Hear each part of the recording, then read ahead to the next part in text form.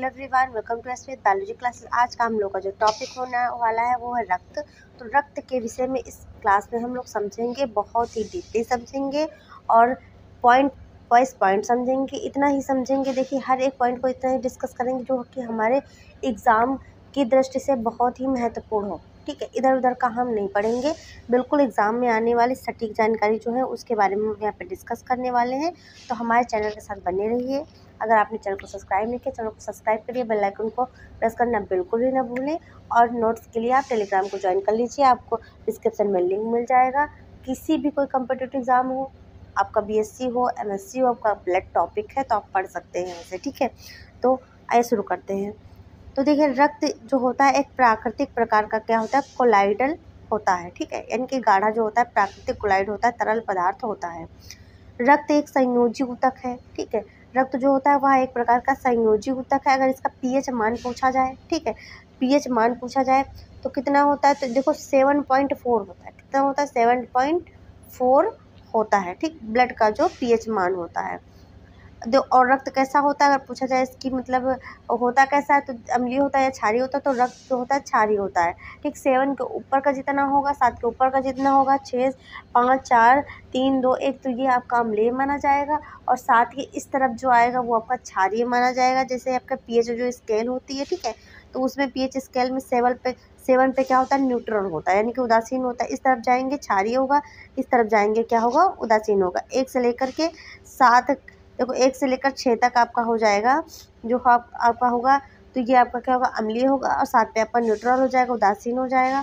7 के बाद के क्या हो जाएंगे, आपके क्षारीय हो जाएंगे। ठीक है, और देखिए एक स्वस्थ, अगर पूछा जाए एक स्वस्थ मानव जो होता है उसके शरीर में ब्लड कितना होना चाहिए, तो 5.5 लीटर ठीक होना चाहिए। और इसके देखो उसके कुल भार का 7% होता है। ठीक है, क्या होता है, कुल भार जो होता है उसका 7% होता है।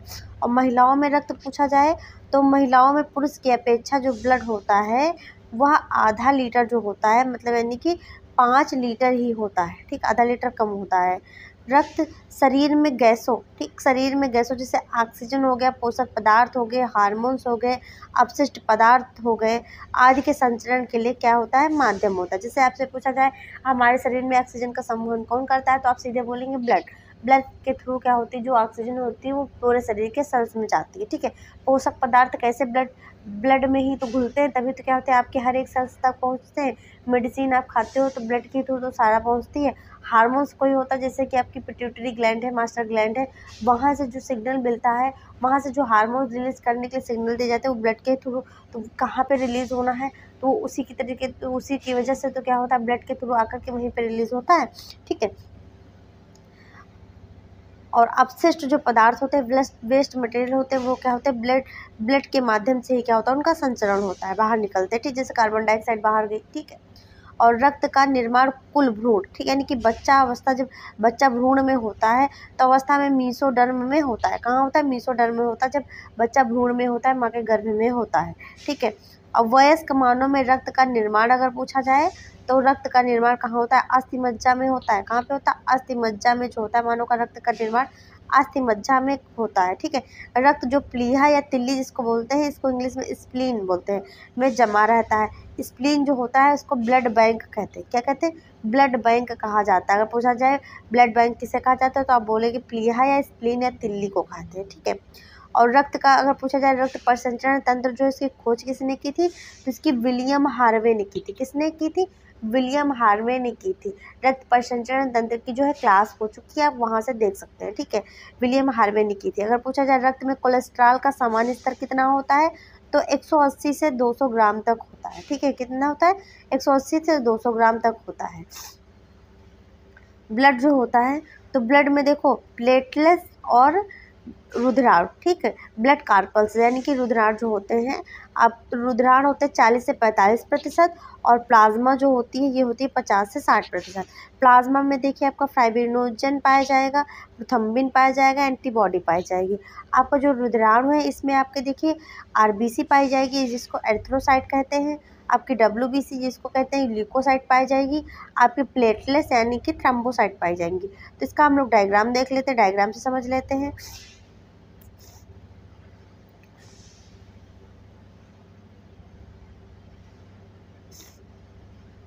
ठीक है। देखिए डायग्राम है, सबसे पहले हम लोग ब्लड को देखते हैं। तो ब्लड में देखिए आपका, देखिए जो आपको ये दिख रही है गोल जैसी संरचना दिख रही है, डोनट जैसे जैसे दिख रहे हैं स्ट्रक्चर, तो इनको रेड ब्लड सेल कहते हैं, यानी कि आरबीसी कहते हैं, ठीक है। आरबीसी कहते हैं। जो आपको जम्स लाइक देखो संरचना दिख रही है, इनको प्लेटलेट्स बोलते हैं, ठीक है। और आपका देखिए ये जो लिक्विड पदार्थ दिख रहा है पीला पीला येलो कलर का, इसको प्लाज्मा बोलते हैं। ये आपको जो दिख रही है आपकी डब्ल्यूबीसी है, वाइट ब्लड सेल्स है, और ये आपकी क्या है, ब्लड वेसल्स है, यानी कि रक्त नलिका है, ठीक है। इतना समझ में आया। अब हम देखिए इसके प्रकार को समझते हैं, ठीक है। तो आपके रुधिराणुओं को देखो समझ लेते हैं। तो ये है मोनोसाइट, ये है लिम्फोसाइट का स्ट्रक्चर, ठीक है। इसमें देखिए ऐसे स्ट्रक्चर बना हुआ है, लिम्फोसाइट में एकदम राउंड बना है। फिर देखो ये बेसोफिल्स बना हुआ है, ठीक है। ये फिर एसिनोफिल्स बना हुआ है, और ये आपका न्यूट्रोफिल्स बना है। जैसे कि आपने देखा होगा एम्ब्रियो में जब भ्रूण में बच्चा होता है, ठीक वैसे ही पोजीशन आपको इसमें कुछ दिख रही होगी। तो ये मोनोसाइट की, ये लिम्फोसाइट है, आपका एसिनोफिल्स है, ये न्यूट्रोफिल्स है, और ये आपका बेसिनोफिल्स है, ठीक है। तो हम लोगों ने एरिथ्रोसाइट, ल्यूकोसाइट, थ्रोम्बोसाइट इनको देखा, ठीक है। और इसके देखो प्रकार हैं वो भी समझे, इसको अभी हम लोग आगे पढ़ेंगे।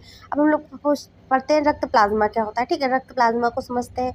तो प्लाज्मा क्या होता है, जो प्लाज्मा होता है एक महत्वपूर्ण भाग होता है ब्लड का, ठीक है। जैसे कि आपको चोट लग गई होगी तो आपने देखा ब्लड निकलता है, ब्लड के बाद हल्का सा येलोइश कलर का निकलता है, उसके ऊपर जम जाता है, उसके बाद क्या होता है आपका ब्लड बहना बंद हो जाता है, उसी को कहते हैं प्लाज्मा। क्या कहते हैं, प्लाज्मा कहते हैं। रक्त का लगभग 60% भाग क्या होता है, प्लाज्मा होता है।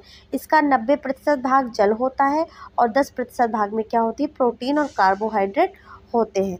प्लाज्मा में पाए जाने वाले प्रोटीन को फाइब्रिनोजन तथा प्रोथम्बिन कहते हैं, ठीक, प्रोथम्बिन होता है। अब यह दोनों प्रोटीन जो होते हैं, यह दोनों प्रोटीन रक्त को थक्का बनाने में, जो आपका फाइब्रिनोजन जो है, प्रोथम्बिन जो है, ये रक्त का थक्का बनाने में मदद करता है। अगर ये ना हो तो ब्लड हो कंटिन्यू, अगर चोट लग जाए किसी को, वो बहता ही रहे। सीरम क्या होता है, तो देखिए जब रक्त प्लाज्मा में से फाइब्रिनोजन नामक प्रोटीन निकाल दिया जाता है, फाइब्रिनोजन निकाल दोगे तो जो शेष बचेगा उसे कहेंगे सीरम, ठीक। फाइब्रिनोजन जो है वो निकल जाए और बाकी जितना बचेगा उसको कहेंगे सीरम। क्या कहेंगे, उसको सीरम कहेंगे, ठीक है, उसको सीरम कहेंगे। अब जो सीरम जो होता है वह हल्का पीले रंग का होता है। सीरम कैसा होता है, हल्के पीले रंग का होता है, ठीक है, हल्के पीले रंग का होता है। बीमारियों की जांच के लिए सीरम का ही प्रयोग किया जाता है। किसका प्रयोग करते हैं, सीरम का प्रयोग करते हैं। अब हम लोग समझते हैं रुधिराणु क्या होते हैं। तो जो रुधिराणु होते हैं, तो यह रक्त कणिकीय भाग देखो होता है, और इसे 3 भागों में बांटा गया है, ठीक है। कौन कौन से भाग है, पहला आपका आरबीसी जो होता है रेड ब्लड सेल्स, यानी कि लाल रक्त कणिकाएं, ठीक है। तो हम लोग आरबीसी को समझते हैं। आरबीसी क्या होता है, तो आरबीसी का 99% भाग जो होता है आरबीसी ही होता है, ठीक है। 99% आरबीसी ही होता है। और आरबीसी की कुल संख्या जो होती है 5 मिलियन, यानी कि 50 लाख होती है। आरबीसी में केंद्रक तथा लाइसोसोम नहीं पाए जाते हैं, ठीक है। केंद्रक भी नहीं होगा, लाइसोसोम्स भी नहीं होगा। आरबीसी को एरिथ्रोसाइट भी कहते हैं। क्या कहते हैं, एरिथ्रोसाइट भी कहते हैं। आरबीसी का जीवन काल अगर पूछा जाए तो 120 दिन होता है। कितना होता है, 120 दिन होता है। और इसका निर्माण जो होता है वो अस्थिमज्जा में होता है, ठीक। भ्रूणावस्था में इसका निर्माण जो होता है, जब भ्रूणावस्था में एम्ब्रियो में बच्चा होता है, ठीक है, तो उसका निर्माण लीवर यानी कि प्लीहा में होता है। कहाँ होता है, प्लीहा में होता है। और खराब हुई आरबीसी जो होती है वो स्प्लीन तथा यकृत में जाकर क्या होती हैं, नष्ट हो जाती हैं। उसे कब्रगाह भी बोलते हैं, ठीक है, आरबीसी का। स्प्लीन को आरबीसी का कब्र, ठीक, या ग्रेव गार्ड भी कहते हैं। आरबीसी का आकार कैसा होता है, गोल गोल, भी हम लोगों ने देखा डोनट के तरीके होता है। इसका मुख्य कार्य क्या होगा, ऑक्सीजन तथा कार्बन डाइऑक्साइड का क्या करना, परिवहन करना होता है, ठीक है, परिवहन करना होता है। अब जो आरबीसी होती है, तो आरबीसी में हीमोग्लोबिन पाया जाता है। और हीमोग्लोबिन क्या होता है, एचबी के ही कारण क्या होता है, रक्त का जो रंग होता है वो लाल दिखाई पड़ता है। हीमोग्लोबिन में लोहा यानी कि आयरन पाया जाता है। हीमोग्लोबिन ऑक्सीजन तथा कार्बन डाइऑक्साइड का क्या करता है, परिवहन करता है। पुरुष में जो हीमोग्लोबिन होता है वो 14.9, ठीक, 14.9 ग्राम 9 ग्राम, ठीक, प्रति ml में होता है, 100 ml में होता है, प्रति 100 ml में होता है, ठीक। जो फीमेल में होता है या हीमोग्लोबिन का स्तर 13.9, ठीक है, जो होता है 13.9 ml। देखो आपका जो होता है, सॉरी यहाँ पे जीएम कर लीजिए, ठीक, ग्राम में क्या होता है, 100 ml होता है। अब नोट में हम लोग देख लेते क्या लिखा है। तो नोट में लिखा है हीमोग्लोबिन की कमी से होने वाला जो रोग होता है वो एनीमिया होता है। इसे रक्तहीनता नामक रोग भी कहते हैं। आरबीसी की संख्या को हीमोसाइटोमीटर के द्वारा नापा जाता है। ठीक है, हीमोसाइटोमीटर के द्वारा क्या होता है, नापा जाता है। अब हम लोग समझेंगे डब्ल्यूबीसी क्या होती है। ठीक है, यानी कि श्वेत रक्त कणिकाएँ क्या होती है, व्हाइट ब्लड सेल्स क्या होती हैं। तो यह रक्त कोशिकाओं में सबसे बड़ी संख्या में होती हैं। संख्या पूछा जाए तो 8,000 से 10,000 के बीच में होती है इसकी। और इसमें जो होता है केंद्रक होता है और इसमें के हीमोग्लोबिन नहीं पाया जाता है। ठीक, व्हाइट ब्लड सेल में हीमोग्लोबिन नहीं होता है, जिस कारण से इसका रंग कैसा होता है, सफ़ेद दिखाई देता है। डब्ल्यूबीसी का आकार अनियमित यानी कि अमीबा के समान होता है कि कोई भी आकार ये ले सकती है। ठीक है, इसका निर्माण अस्थि मज्जा में होता है और इसका जीवन काल अगर पूछा जाए 4 दिन का होता है। आरबीसी के अनुपात में जो डब्ल्यूबीसी होती है, आरबीसी 6,000 और आपका डब्ल्यूबीसी 1 होगी। ठीक है, 600 अनुपात कितना होगा, 1 होगा। 600 अनुपात कितना होगा, 1 होगा। ठीक है, अब देखिए आपका डब्ल्यूबीसी को ल्यूकोसाइट भी कहेंगे, डब्ल्यूबीसी को ल्यूकोसाइट भी कहते हैं। डब्ल्यूबीसी हमें संक्रमण यानी कि बीमारियों से बचाता है, अर्थात रोगों से हमारी रक्षा करता है। इन्हें शरीर का सिपाही भी कहते हैं। ठीक है, जैसे बाहर से कोई भी कीटाणु या बैक्टीरिया या फिर कोई बीमारी आती है तो क्या होता है, डब्ल्यूबीसी तुरंत क्या करते हैं, पुलिस के तरीके पूरे शरीर की रक्षा करने का कार्य शुरू कर देते हैं। ठीक है, और डब्ल्यूबीसी में वृद्ध यानी कि श्वेताणु जो होते हैं, वृद्ध यानी कि ल्यूकोसाइलोटिस जो होते हैं एवं उनकी संख्या में कम होना श्वेताणु ह्रास। ठीक है, यानी कि श्वेताणु जो होते हैं डब्ल्यूबीसी का कम होना है। ठीक है, जिसको ल्यूकोपेनिया कहते हैं। ठीक है, यानी कि डब्ल्यूबीसी की हानि होने लगी। डब्ल्यूबीसी कई प्रकार के होते हैं, जैसे कि हम लोगों ने डायग्राम में देखा था, स्नोफिल देखा था, बेसोफिल देखा था, बैक्टीरिया का भक्षण करते हैं जो कि, और न्यूट्रोफिल्स होते हैं। मोनोसाइट सबसे बड़ा होता है और लिम्फोसाइट जो होता है एंटीबॉडी का निर्माण करता है तथा जीवाणु को क्या करता है, नष्ट करता है, जो बाहर से बैक्टीरिया आती हैं। ठीक है, अब देखिए जो न्यूट्रोफिल्स होते हैं, जो न्यूट्रोफिल्स होते हैं तो यह देखिए कणिकाएँ यानी कि रोगाणु तथा जीवाणुओं का भक्षण करती हैं एवं घाव को भरने में क्या करेंगी, सहायता करती हैं न्यूट्रोफिल्स। मोनोसाइट का आकार सबसे बड़ा होता है और इसे जीवाणु भक्षी कोशिकाएँ जो होती हैं यानी कि फैगोसाइटिक जो होती हैं सेल्स भी कहते हैं, जिसमें वृत्ताकार केंद्रक पाया जाता है। जैसे अभी हम लोग देख रहे थे एम्ब्रियो लाइक संरचना वहाँ पे दिख रही थी। अब लिम्फोसाइट जो होती है एंटीबॉडी यानी कि प्रतिरक्षा का निर्माण करता है, जो कि हमारे शरीर में प्रतिरक्षक कहलाती हैं। क्या कहलाती हैं, प्रतिरक्षक कहलाती हैं। लिम्फोसाइट में टी लिम्फोसाइट और बी सेल यानी कि बी लिम्फोसाइट पाई जाती है। लिम्फोसाइट, ठीक है, लिम्फोसाइट, तो लिम्फोसाइट में देखो टी सेल भी पाई जाएगी और टी सेल में क्या टी लिम्फोसाइट पाया जाएगा और बी लिम्फोसाइट पाया जाएगा।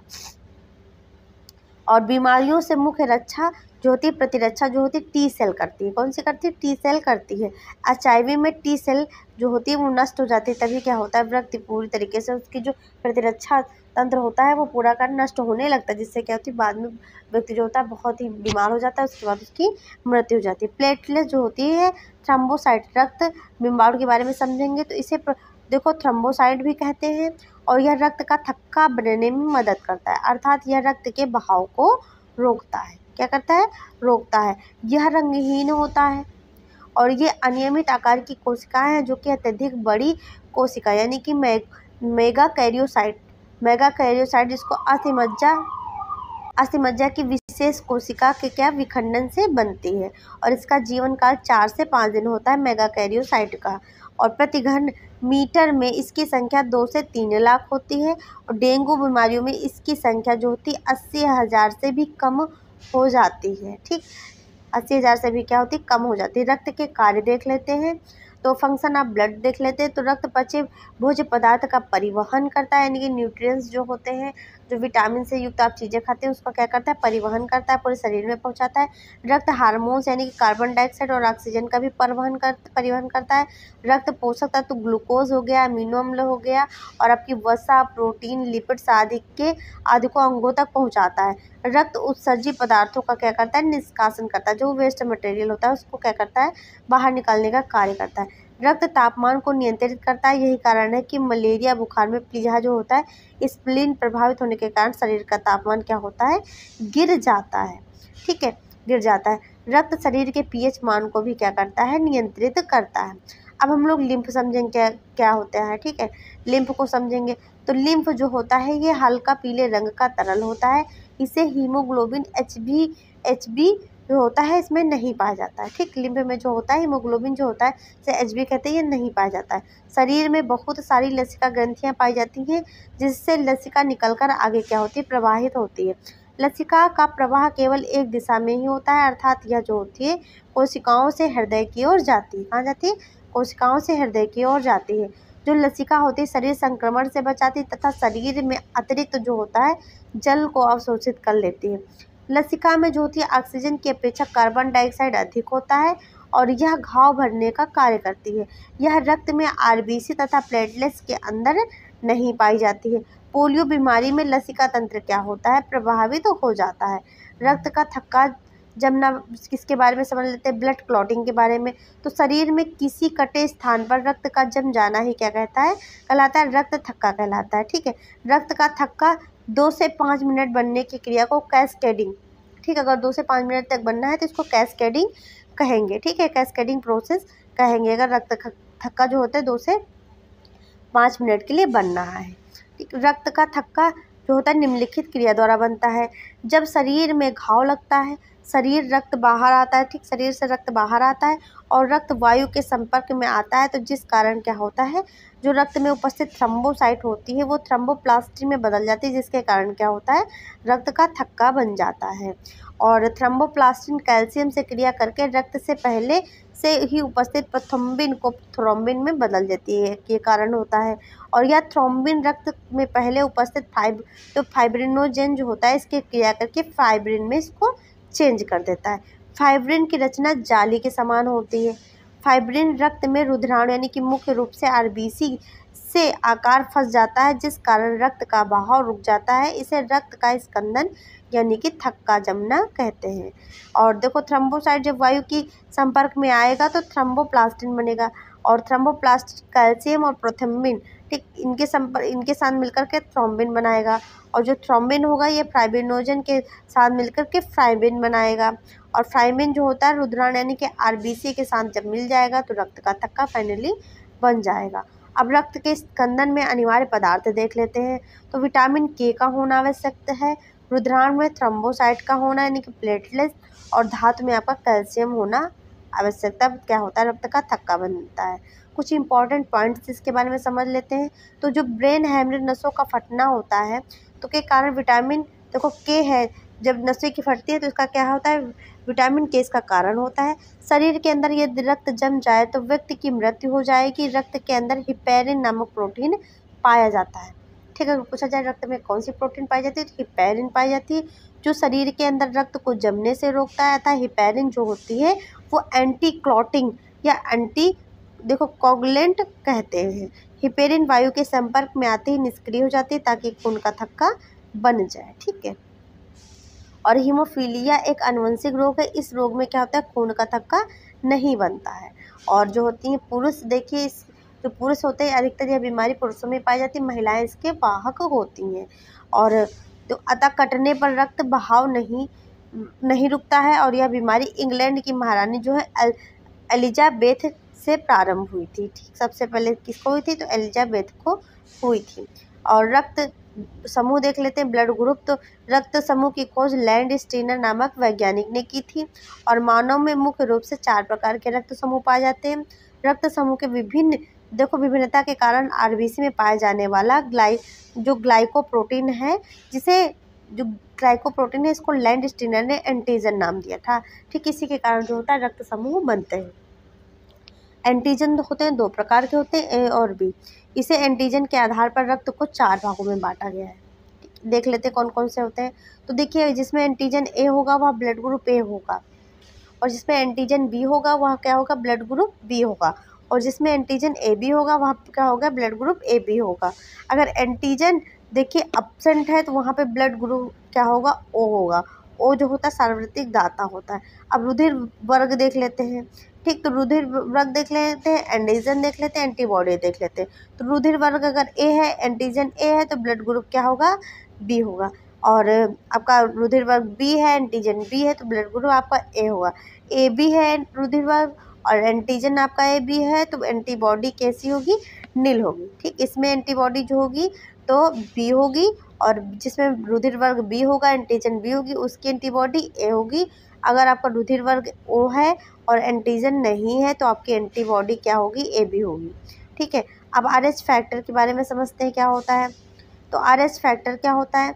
आर एच फैक्टर की खोज 1940 में लैंड स्टीनर तथा बीनर ने की थी। यह एक विशेष प्रकार का एंटीजन होता है जिसे सबसे पहले रीसस नामक बंदर में देखा गया था, और इसे आर एच भी कहते हैं। क्या कहते हैं, इसे आर एच भी कहते हैं। जिसमें आर एच उपस्थित होता है उसे आर एच पॉजिटिव कहेंगे, जिसमें नहीं होगा तो उसे आर एच निगेटिव कहेंगे।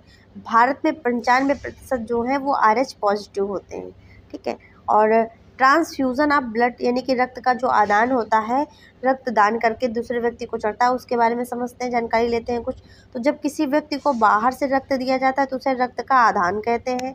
और ब्लड बैंक में जो रक्त होता है 40 फ़ारेनहाइट पर रखा जाता है, और एक व्यक्ति एक बार में 1 यूनिट यानी कि 200 ml रक्तदान कर सकता है, इससे ज़्यादा नहीं कर सकता है। भारत में अगर पूछा जाए 1 यूनिट जो ब्लड होता है इसका मूल्य 1200 से लेकर के 2000 के बीच में रखा गया है।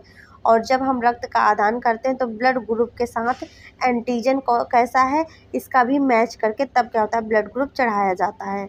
यदि हम आर एच जो है पॉजिटिव का रक्त किसी आर एच निगेटिव वाले व्यक्ति को दे दे तो पहली बार में कुछ नहीं होगा, पर दूसरी बार में जब उसको ब्लड दिया जाएगा तो उस व्यक्ति का जो रुधिर होगा वह गाढ़ा चिपचिपा होने के कारण क्या होगा, उसका बहाव नसों में क्या होगा, बहुत ही धीमा हो जाएगा, एकदम गाढ़ा जैसे हो जाएगा। तो क्या होगा, व्यक्ति जब ब्लड सर्कुलेशन बंद हो जाएगा तो व्यक्ति की क्या होती है, मृत्यु हो जाती है, बहाव बहुत ही ज़्यादा प्रभावित हो जाता है। पॉइंट देख लेते हैं इसमें। ओ ब्लड ग्रुप जिसका ओ होता है वो क्या होते हैं, सार्वत्रिक दाता होते हैं। इसमें जो होता है एंटीजन आर एच होता है। ठीक है, इसी वजह से क्या होता है, सबको ब्लड दे सकते हैं। आपका एरिथ्रोब्लास्टोसिस जो होता है फिटेलिस, इसके बारे में समझते हैं। इसके बारे में सब समझते हैं तो ये देखेंगे आपकी आर एच जो पिता है उसका आर एच पॉजिटिव है। ठीक, और माता का आर एच निगेटिव है। तब इस स्थिति में पहली होने वाली संतान तो स्वस्थ होगी, पर दूसरी जो होगी संतान या तो फिर मतलब पैदा हो देखो मृत पैदा होगी, या फिर पैदा होने के तुरंत बाद ही क्या होती है, उसकी मृत्यु हो जाती है। अब माता पिता के रक्त समूह और बच्चों पर प्रभाव देख लेते हैं। अगर माता पिता में से रक्त देखिए ओ है और ए है तो क्या होगा, बच्चा जो होगा ब्लड ग्रुप ओ हो सकता है, ए हो सकता है, ओ है बी है तो ओ हो सकता है, बी हो सकता है, ओ है और ए बी है तो आपका ए बी हो सकता है, और ओ है तो ओ हो सकता है। इसमें 4 प्रकार के आपके समूह पाए जाएंगे। अगर ब्लड ग्रुप माता पिता में से ए है तो ए और ओ होगा, होने वाली संतान जो होगी आपकी। ठीक है, और बी है तो क्या होगा, बी ओ होगा, और ए बी है तो ए बी भी हो सकता है, और एक का ए हो सकता है, एक का बी भी हो सकता है। एंटीजन उसके अकॉर्डिंग निर्धारित करेंगे। और आपका ए अगर ए बी है तो ए और बी हो सकता है, ए बी हो सकता है, बी और ए बी है तो आपका ए और बी ए बी हो सकता है। इसमें 2 समूह पाए जाएंगे। और ए इंटू बी है तो ए और बी भी हो सकता है, ए बी भी हो सकता है, और ओ ग्रुप भी हो सकता है। ठीक है, अब हम लोग समझते हैं बॉम्बे ब्लड ग्रुप क्या होता है। ठीक, तो बॉम्बे ब्लड ग्रुप के बारे में समझते हैं। तो यह एक विशेष प्रकार का रक्त होता है जो 40 लोगों में किसी एक ही व्यक्ति में पाया जाएगा। ठीक, 40 लोगों में किसी एक व्यक्ति में 40 लाख लोग होंगे। ठीक, 40 लाख लोगों में एक व्यक्ति में बॉम्बे ब्लड ग्रुप होता है। एंटीजन इसमें ए बी ओ होते हैं, और इसकी खोज जो है 1952 में बॉम्बे डॉक्टर वाई.एम. भेड़े ने की थी। किसने की थी, वाई.एम. भेड़े ने की थी। और जो कि मतलब यानी कि बॉम्बे में रहने वाले थे, इन्हीं के नाम पे जो है बॉम्बे ने की थी। ठीक है, तो इन्हीं के नाम पर, बॉम्बे डॉक्टर के नाम पर इसका जो ब्लड ग्रुप था वो बॉम्बे ब्लड ग्रुप पड़ा। ठीक है, इसका ब्लड ग्रुप बॉम्बे ग्रुप पड़ा, और इसमें 40 लाख लोगों में एक व्यक्ति को क्या होता है, बॉम्बे ब्लड होता है। ठीक है, तो ये ब्लड के विषय में जानकारी हुई। अगर आपको क्लास अच्छी लगी चैनल को लाइक शेयर एंड सब्सक्राइब करें। Thanks for watching.